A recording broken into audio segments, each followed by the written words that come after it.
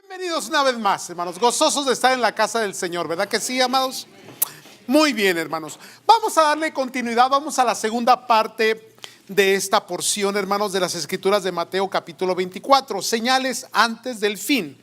Hablamos, hermanos, de los primeros versículos del capítulo 24, cuando los discípulos preguntaban al Señor Jesús cuándo habrían de acontecer estas cosas, previo a lo que Cristo les había dicho, que el templo había de ser destruido, no quedaría piedra sobre piedra. Y explicamos la cuestión del templo, el significado que tenía, y también, hermanos, enfatizamos mucho la porción que dice, que en unos momentos vamos a leer, la porción que dice, pero aún no es el fin. Pero aún no es el fin. Ahora, volvamos a la escritura, hermanos. Mateo capítulo 24, por favor, si es tan amable. Vamos a leer del versículo 3, pero ahora vamos a leer hasta el versículo 14, hermanos. Si me acompañan en el texto, en las escrituras, la palabra de Dios nos dice de la siguiente manera: y estando él sentado en el monte de los olivos, recuerden lo que les decía, hermanos, la semana pasada, dos montes, el monte de Sión, el monte de los olivos. Hay una visibilidad muy clara del monte de los olivos hacia el monte de Sión, donde estaba la Jerusalén, donde estaba el templo, hermanos. Y estando él sentado en el monte de los olivos, los discípulos se le acercaron aparte diciendo: dinos, ¿cuándo serán estas cosas? ¿Y qué señal habrá antes de tu venida y del fin del siglo? Versículo 4. Respondió Jesús, les dijo: mirad que nadie os engañe, porque vendrán muchos en mi nombre diciendo: yo soy el Cristo, y a muchos se engañarán. Y oiréis de guerras y rumores de guerras. Mirad que no os turbéis, porque es necesario que esto acontezca, pero aún no es el fin. Versículo 7. Porque se levantará nación contra nación y reino contra reino, y habrá pestes y hambres y terremotos en diferentes lugares, y todo esto será principio de dolores. Versículo 9. Entonces os entregarán a tribulación y os matarán, y seréis aborrecidos de todas las gentes por causa de mi nombre. Muchos tropezarán entonces y se entregarán unos a otros, y unos a otros se aborrecerán. Y muchos falsos profetas se levantarán y engañarán a muchos. Y por haberse multiplicado la maldad, el amor de muchos se enfriará. Del versículo 9 al versículo 12 es la iglesia de hoy, no cabe duda. Déjenle doy lectura una vez más, para prestarle atención a estos detalles. Entonces os entregarán a tribulación y os matarán, y seréis aborrecidos de todas las gentes por causa de mi nombre. Muchos tropezarán entonces y se entregarán unos a otros, y unos a otros se aborrecerán, y muchos falsos profetas se levantarán y engañarán a muchos. Y por haberse multiplicado la maldad, el amor de muchos. Vamos adelante, 13. Mas el que perseverare hasta el fin, este será salvo. Y será predicado este evangelio del reino a todo el mundo para testimonio a todas las naciones. ¿Y qué dice esa última porción? Y entonces vendrá el fin. O sea, fíjense bien, hermanos. En la primera parte que leíamos decía: pero aún no es el fin. Pero cuando llega a esta porción en donde el Señor Jesucristo de sus propios labios dice: será predicado este evangelio a todas las naciones para testimonio, entonces vendrá el fin, ¿verdad? Vamos a ponerle atención a esos detalles, hermanos. Pero antes, amados, ¿cuáles son las señales que anticipan estos acontecimientos o el fin del mundo? Solamente una anticipación, recordando que el Señor nos está diciendo que aún no es el fin. Lo primero que menciona son las guerras, hermanos. Y recuerde que guerras siempre las ha habido. Nunca dejarán de existir. Mientras haya las diferencias políticas entre las naciones, entre los imperios, entre los ideales políticos, siempre se levantará, hermanos, y se cumplirá lo que dice la palabra de Dios. Nación contra nación, hermanos. Siempre va a existir. Y, hermanos, esto ha dejado muertes, destrucción. Miren, me parece que los números, porque los tengo en mi mente, pero a veces mi mente no me calibra bien. Me parece que fueron en total, después de la Segunda Guerra Mundial, esto se cree que a consecuencia de las muertes directas e indirectas de la Segunda Guerra Mundial ascendió a 800 millones de personas. Imagínense, todo un continente destruido, 6 millones de judíos ejecutados de una manera horrible, hermanos. Luego tenemos, esto es reciente, estamos hablando en los 40. Luego vienen los 60s y 70s, la guerra de Vietnam, ¿se recuerda? 55,000 americanos muertos, hermanos. 55,000 jóvenes americanos muertos en una guerra que al último, hasta la fecha, todavía no se supo el porqué o la razón. Obviamente tratar de retraer un poco el comunismo y todas aquellas cosas. Sin embargo, pues no hay un logro eficaz que se pueda decir, un resultado o algo que se pueda decir esto favoreció. Entonces tenemos la guerra de Irak. Creo que el total fueron 6,000. Puede corregirme por ahí, no sé. Siempre las ha habido. Las guerras traen destrucción, traen dolor, traen angustia, hermanos, y siempre han estado ahí. Esas son las modernas. Si vamos a las antiguas, vamos a encontrar lo que mencionábamos la semana pasada, genocidios. Vamos a encontrar, hermanos, a tantas y tantas cosas que si usted lee la historia se pone a llorar.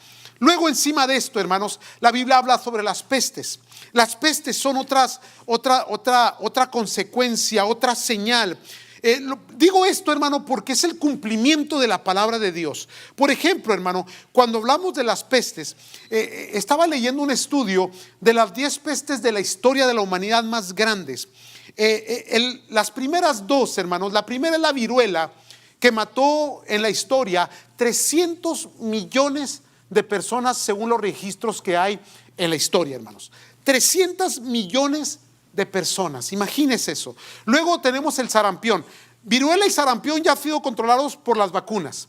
Gracias a Dios por los últimos 100 años, la evolución de la ciencia de la cual habla Daniel, que aunque es una posición profética, pues también lleva un beneficio a la humanidad. Viruela y sarampión ya fueron controladas, pero el sarampión, por ejemplo, dejó 200 millones de muertos en la historia.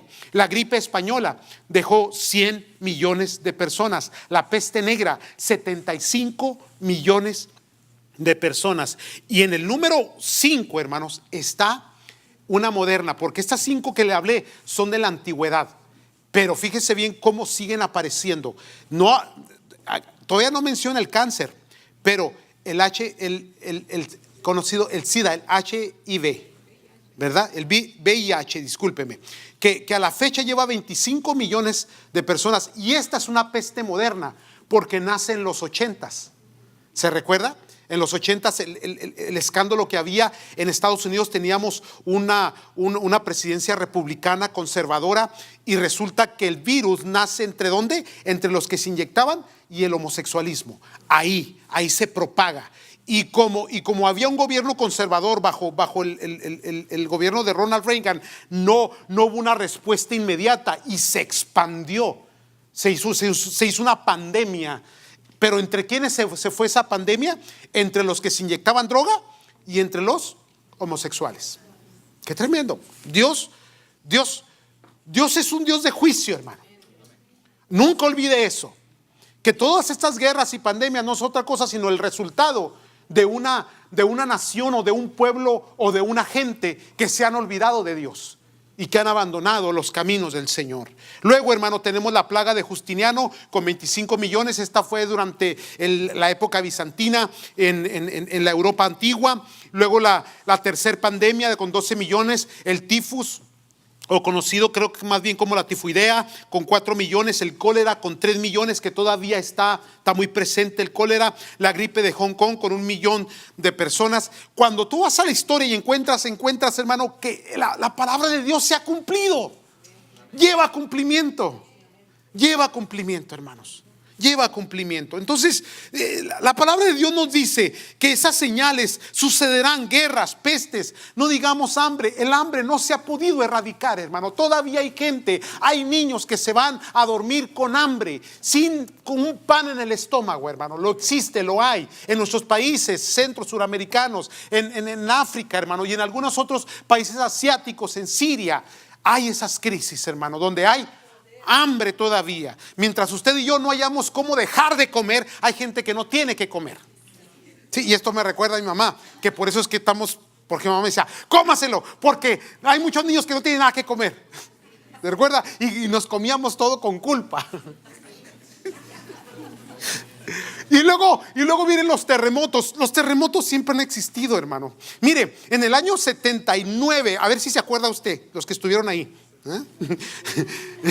En el año 79, mientras en esa década la Jerusalén era invadida por Tito, como les dije la semana pasada, hermano, y era derribado el templo y destruido completamente. Al mismo tiempo, Pompeya, una ciudad en el mismo contexto, estaba sufriendo una explosión volcánica que la irradió, la destruyó completamente con todos sus habitantes. Y de ahí, hermanos, en toda la historia han habido terremotos, situaciones, volcanes, maremotos, todas esas cosas. Indonesia, esta semana pasada, hermano, miró las noticias. Pueblos completamente, hermanos, desaparecidos. Miles y miles de personas desaparecidas. No más que como ya es algo que lo oímos todos los días, pues ya no nos causa. Ya no hay concientización, ¿verdad que no? Pero cuando nos toque a nosotros, entonces sí. Y al rato va a haber. Sí. Y luego hambres, y luego los terremotos. Pero luego entra, hermanos, en otros temas, donde dice, seréis aborrecidos. Donde dice, muchos tropezarán. Donde dice, falsos profetas se levantarán. Y también dice, el amor de muchos se enfriará. Y observe que a veces, hermanos, no intencionalmente, nosotros caemos dentro de esta burbuja, dentro de este contexto, hermanos. Por ejemplo, ya escuchar de una noticia de un volcán que desapareció una aldea, o de un tsunami que arrasó, o de un lugar donde se está pasando hambre, no toca nuestra alma ya, hermano. Es el pan diario de cada día. ¿Sabe por qué estamos viviendo una generación tan violenta? Porque desde los 80s, 90s, cuando se introdujeron los aparatos electrónicos para los niños, ¿cuáles son los más populares? ¿Verdad? La cuestión de arrancarle la cabeza a alguien, o los zombies que les vuela la cabeza con una pistola. Entonces, cuando se está levantando una generación que ya no tiene conciencia, insensible, gracias hermana Rosy, totalmente insensible, inhumana. Entonces, que algo le pase a alguien más.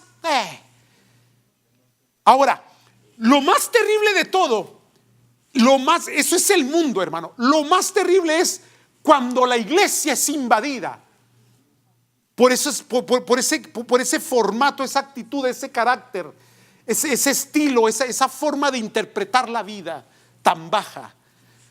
Y sucede en la iglesia cuando la iglesia ya no tiene esa sensibilidad, ya no tiene ese amor, ya no tiene esa condición de poder tener un poco de, a ver, estoy buscando aquí una palabra, de compasión por tu prójimo, compasión por el que sufre, compasión por aquellas personas que necesitan atención o cuidado o una palabra o una amistad o un abrazo a alguien. Todos nos hemos victimizado y todos buscamos quién nos dé a nosotros, pero no hay nadie que dé a los demás. Ahora los estoy regañando, ¿verdad? Ahora, ¿por qué estoy diciendo todo esto? Aquí viene, aquí viene. Que nuestra iglesia no se vaya a volver una iglesia insensible, hermanos. Nunca, hermanos. Tenemos que ser compasivos. Personas que amamos, que perdonamos y que siempre tenemos la disposición de bendecir y ayudar, aun cuando las condiciones no son apropiadas. ¿Me están siguiendo, amados? Ahora, ¿por qué? Porque entonces la palabra de Dios nos lleva a esto. Esos son solamente principios de dolores. Los dolores comenzaron desde que fue derribado el templo en Jerusalén, hermano. Ahí se cumple la profecía. Y ahí comienzan los principios de dolores. Pero Cristo dice, pero aún no es el fin. Pero entonces da la profecía que la gente no le pone atención. En donde dice, y será predicado este evangelio del reino en todo el mundo para testimonio de todas las naciones, y entonces vendrá el fin. Ahora de ahí cambia el capítulo 24, le da un giro y luego ya habla de la segunda venida de Cristo Jesús, de lo cual vamos a estar hablando más adelante. Pero llega el momento en que aquí, hermanos, está diciendo la señal más fuerte que tenemos sobre el fin de los tiempos es, hermano, la predicación del evangelio. Y no está hablando de un momento inmediato, como si hay interpretaciones donde dicen es que estamos esperando que el evangelio llegue al último rincón de la tierra y en ese momento Cristo viene por su iglesia. No creo que sea un resultado inmediato. Yo creo que es un proceso, hermanos. Es un proceso. Los últimos 100 años han sido extraordinarios para el evangelio. Hay una penetración del evangelio en todo lugar, hermano. La Rusia que estaba cerrada, la Cuba que estaba cerrada, hoy fueron penetradas. La China, hermanos, penetrada por el evangelio. Hace unos 2-3 años atrás estaba en China, hermanos, y una de las personas que me atendió en el tour, increíblemente, ¿qué posibilidad había de mi persona entre 1.3 billones de chinos? O sea, 1.300 millones de chinos que me tocaron creyente cuando dice el gobierno chino que son 1%. Está equivocado. Si me hubiese 1% hubiera sido como sacarme la lotería. Pero la que me atendió resultó ser cristiana. Y me habló de las cosas que están haciendo y de cómo la iglesia está desarrollándose y está creciendo, pero de una manera clandestina, calladitas. El evangelio ha penetrado aún los países musulmanes. El evangelio está ahí. Las redes sociales que han sido mal usadas también han sido usadas, hermano, para la predicación del evangelio. Yo soy de los que cree que ya no hay lugar donde no se haya escuchado de Cristo Jesús y que Cristo viene por su iglesia. ¿Me están oyendo, hermanos? Ahora, aquí donde lo quiero llevar, sígame. La predicación de este evangelio le fue encargada a la iglesia en la gran comisión. Esto quiere decir que la iglesia está jugando un papel protagónico en el fin del mundo. No sé si me está entendiendo, hermano. O el fin de los tiempos, como usted quiera llamarle. O el fin de la era, o el fin del pacto de la gracia, o el fin, como usted quiera verlo. Ahora bien, la iglesia viene a tomar un papel bien importante, protagónico en el fin de los tiempos. Entonces de ahí, hermano, el Espíritu Santo está levantando una importancia, una urgencia para que el pueblo de Dios invierta, se esfuerce, participe. ¿En qué? En la predicación del evangelio, porque eso es lo que marca la venida de Cristo, según las escrituras. Entonces la gente voltea a ver el terremoto, voltea a ver la señal, que son señales, hermano, que no son otra cosa no más que principios del dolor, de las angustias, de las tribulaciones, pero aún no es el fin. Pero Cristo nos lleva a ese punto donde nos dice, será predicado, entonces vendrá el fin. ¿Sobre quién recae la responsabilidad de la gran comisión? Sobre usted y sobre mí. Nos tocó vivir el papel, el tiempo.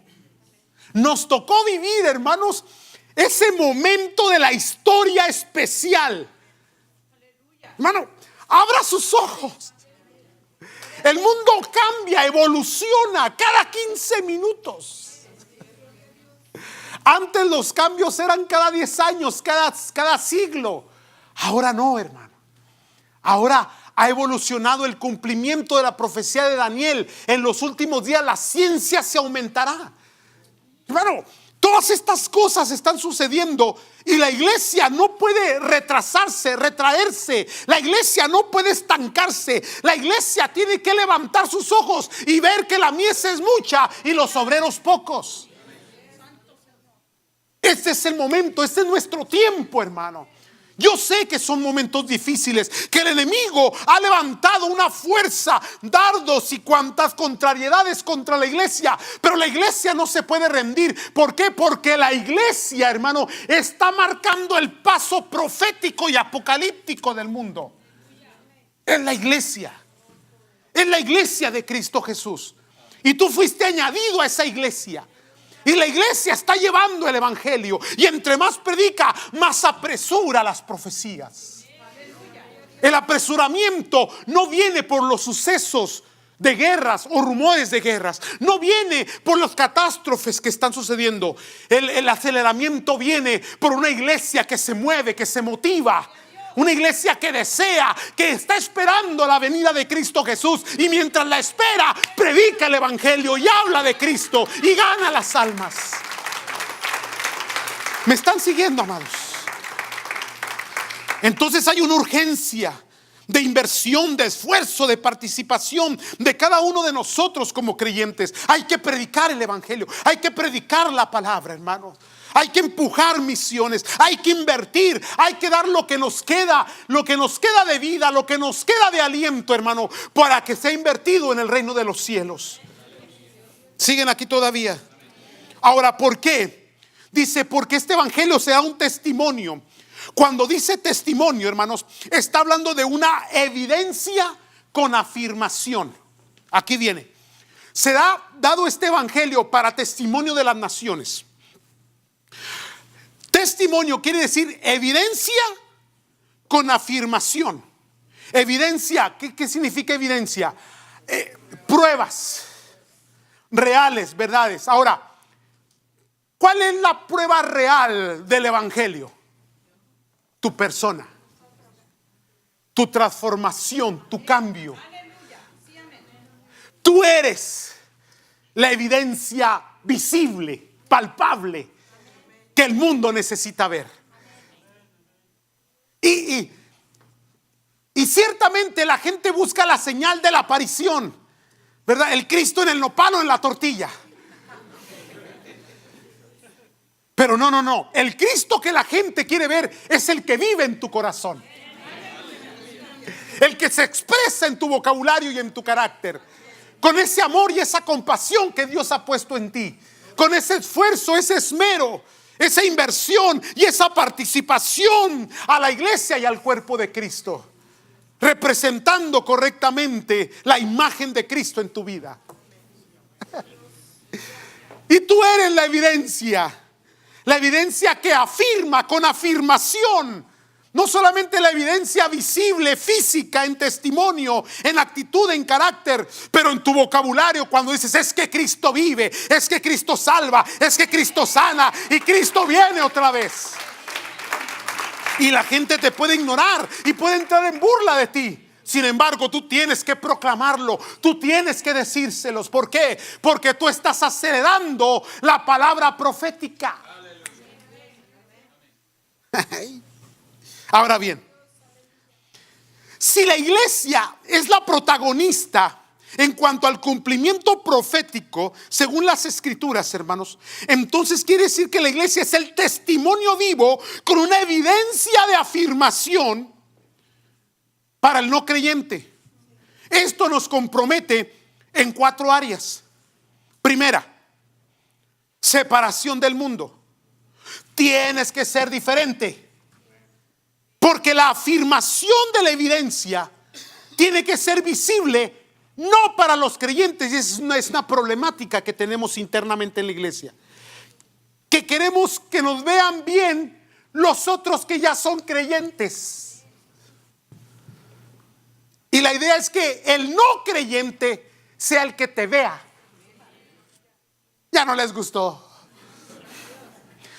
aquí adentro eres bien cristiano, pero ya afuera eres bien tranza, pues. No, no es cierto, no es cierto, no es cierto. Entonces, el Señor Jesús dijo: separados de mí, nada podéis hacer. Dice que somos injertados en la vid para que demos mucho fruto. Si no damos fruto, seremos cortados, secados y tirados al fuego. ¿Me están siguiendo, amados?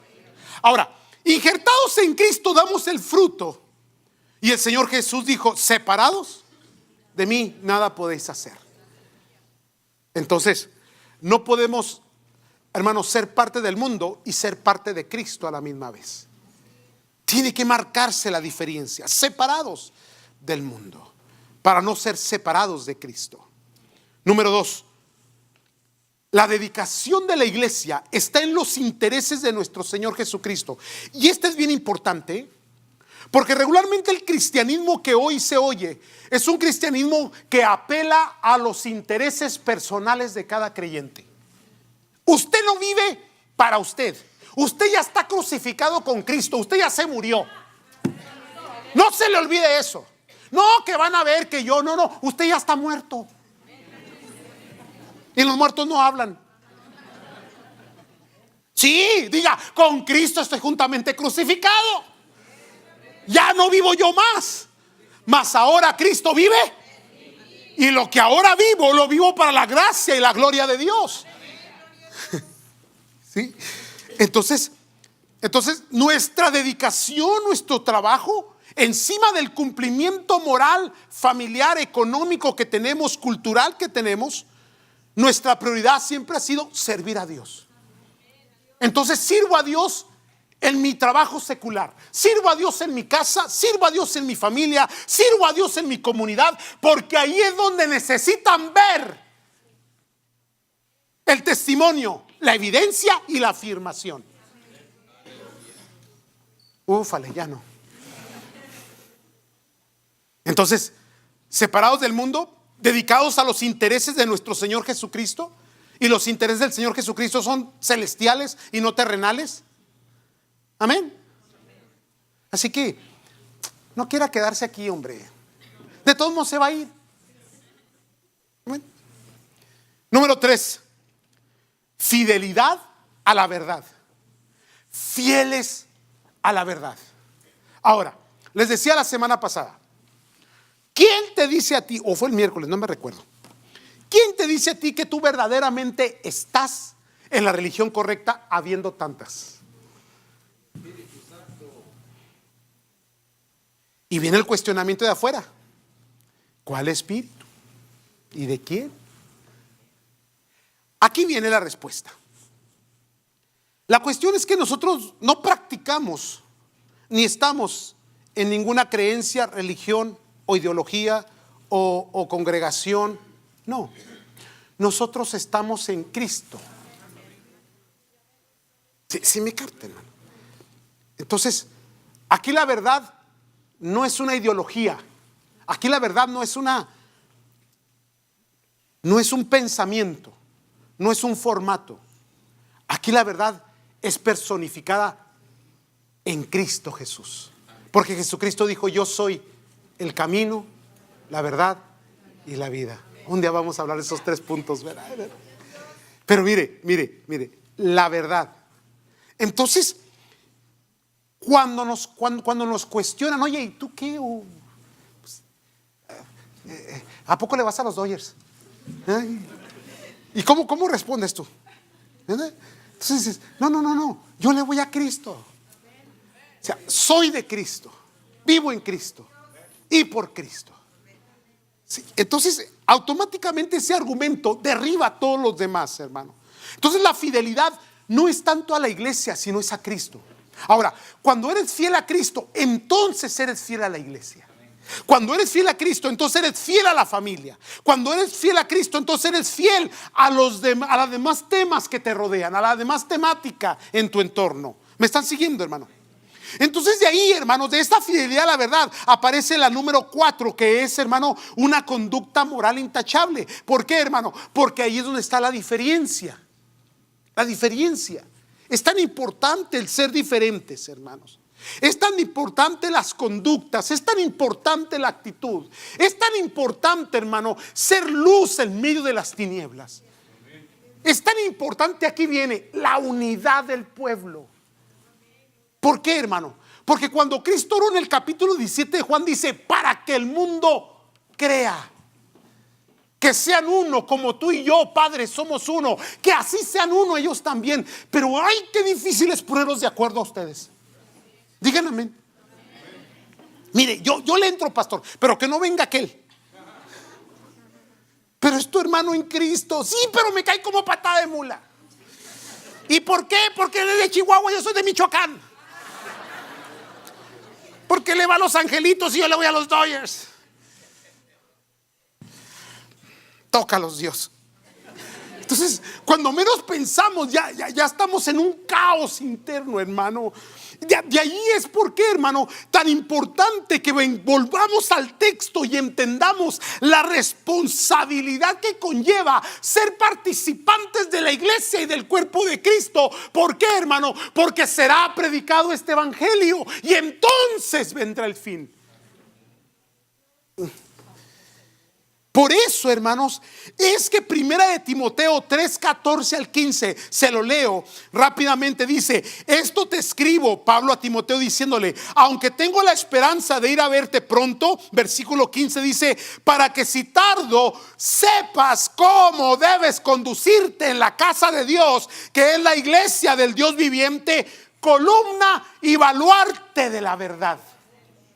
La iglesia la llama columna y baluarte. Hermanos, en un vocabulario más entendible, es columna y fundamento de la verdad. Porque la iglesia representa a Cristo, que es la verdad encarnada. ¿Me están siguiendo, santos? Entonces la iglesia viene a ser columna y fundamento. Y hermano, cuando la iglesia, hermano, se cimbra, se tambalea, entonces, hermano, estamos, hermano, provocando problemas y dificultades que retrasan lo que todos deseamos, que esto se termine ya. Ese es el tiempo, hermanos. Ese es el momento. Llegará este tiempo, hermano, cuando este evangelio será predicado. Entonces habrá aceptación o rechazo. Pero no importa si hay aceptación o rechazo, esa decisión será decisiva, hermano. Cada persona, cada nación se le debe de proclamar, se le debe de hablar del evangelio. Y, hermano, el resultado final estará en los labios de cada persona de confesar o negar a Cristo como único y suficiente Salvador. No se trata de religión, no se trata de creencia, no se trata de agarrarnos del chongo con los testigos o con los católicos. Se trata de hablarles de Cristo a todos, porque tanto el católico como el testigo necesitan a Cristo en el corazón. Sí, así, punto. No, pero que yo bateo para allá, que yo nada.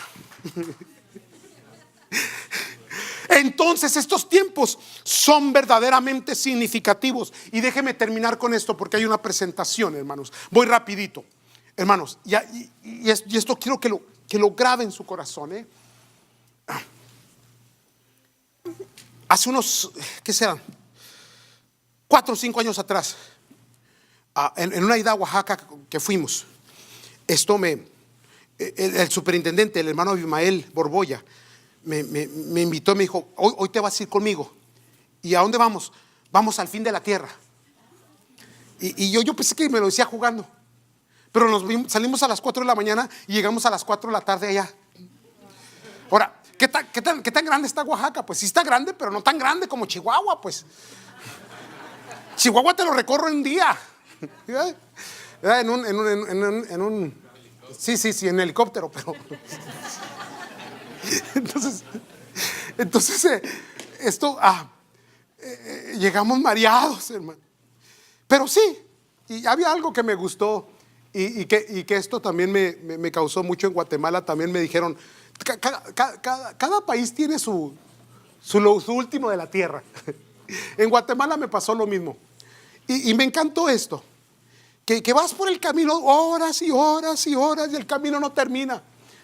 Y en Guatemala y en Oaxaca me pasaron esas dos cosas muy similares. El camino se acabó cuando ya no había más camino, pero adivine dónde terminaba el camino. En la puerta de la iglesia. En serio, en serio. Me encantó eso. Y cuando llegamos, ya llegamos, sí, pues ya no hay para dónde ir. Pero ahí estaba la iglesia enfrente. Y eso es bonito, eso es lindo, hermanos. Eso es hermoso. Hasta lo último de la tierra. Y ahí prediqué y prediqué. Ahí tuve que predicar con traductor porque era un dialecto. Y Dios me dio un mensaje bien bonito, hermanos. El mensaje que compartí es: no todos serán salvos, pero todos oirán. No todos serán salvos, pero todos oirán. Y aquí viene: a lo mejor no vas a ser salvo, pero vas a oír.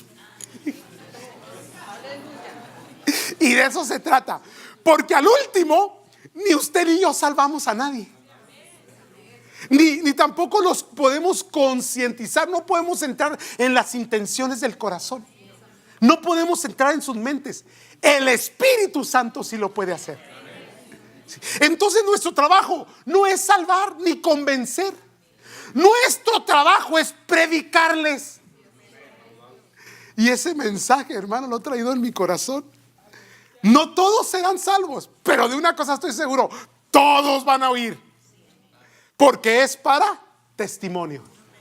Porque entonces llegará el momento cuando toda alma estará delante del Dios creador y dará cuenta de su vida. Y entonces se decidirá, ya no por un ser humano, sino por Dios mismo. ¿Estamos entendiendo, hermanos? Cristo puede ser tu salvador, puede ser tu abogado, pero también puede ser el que te condena. No todos serán salvos, pero todos deben de oír. Así que esta semana recuérdele a todo mundo, a su vecino, a su amigo, a su compañero de trabajo, que solamente en Cristo hay salvación. No me hable de religión, no vengo a hablarte de religión. Vengo a hablarte que solo Cristo es el único que puede rescatar y salvar tu vida. Él fue el que murió en la cruz del Calvario, y Él fue el que resucitó al tercer día, y Él está sentado a la diestra de su majestad, intercediendo por todos nosotros. No predicamos otra cosa, decía Pablo. No predico otras cosas sino a Cristo y a este crucificado. Ese es nuestro mensaje, hermano. Y esa es la iglesia de nuestro Señor Jesucristo. Y será predicado este evangelio a todas las naciones para testimonio. Y entonces vendrá. Entonces, hoy es día, ¿qué, hermano? Misionero. ¿Me están entendiendo, santos? Póngase de pie.